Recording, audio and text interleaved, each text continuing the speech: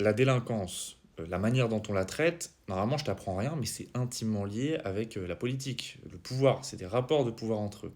Même si médiatiquement, on a plus tendance à les traiter comme des actes isolés, des crimes à part.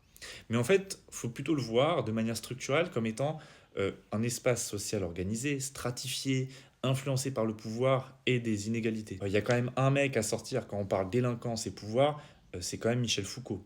Lui, il propose de voir la délinquance comme un illégalisme, c'est-à-dire une manière de transgresser les règles, mais aussi c'est un outil pour organiser et contrôler la société. En gros, ça veut dire que la peine judiciaire, c'est pas seulement là pour réprimer, c'est là pour gérer, hiérarchiser les illégalismes. Le pouvoir là-dedans, selon Foucault, l'État, la police, la justice, il va agir comme un arbitre des illégalismes. C'est lui qui va choisir ce qu'il tolère et ce qu'il sanctionne sévèrement. Il peut protéger ou au contraire cibler certains groupes selon les enjeux politiques et économiques. Ça a pour conséquence d'amener à nous dire que la délinquance, c'est pas traité de manière homogène. C'est un espace social stratifié, comme dans la société classique. C'est des espaces qui sont traversés par des inégalités, que ce soit de classe, des discriminations de genre ou raciales. Il y en a, je vous vois venir. Vous allez me dire, oui, mais tu nous apprends rien.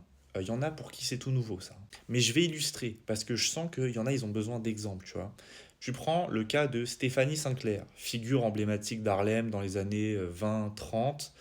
Elle dirige un réseau de loteries clandestines, ce qu'on appelle les Numbers. Stéphanie Sinclair, c'est la première femme noire à atteindre un tel niveau dans le crime organisé, tout en menant des combats politiques pour les droits des Noirs. Ce que son histoire a démontré, c'est que la police s'est particulièrement concentrée sur elle au détriment d'autres mafias qui, elles, étaient plutôt connotation blanche, quoi. Jusqu'à même avoir des collaborations mafia-police pour qu'elles tombent plus vite. C'est un exemple de plus, parce que voilà, je pense que c'est pas nouveau dans le champ militant, de dire que les discriminations raciales, ça intervient directement dans le traitement de la criminalité, mais ça à toutes les échelles, que ce soit de la petite délinquance jusqu'au grand banditisme.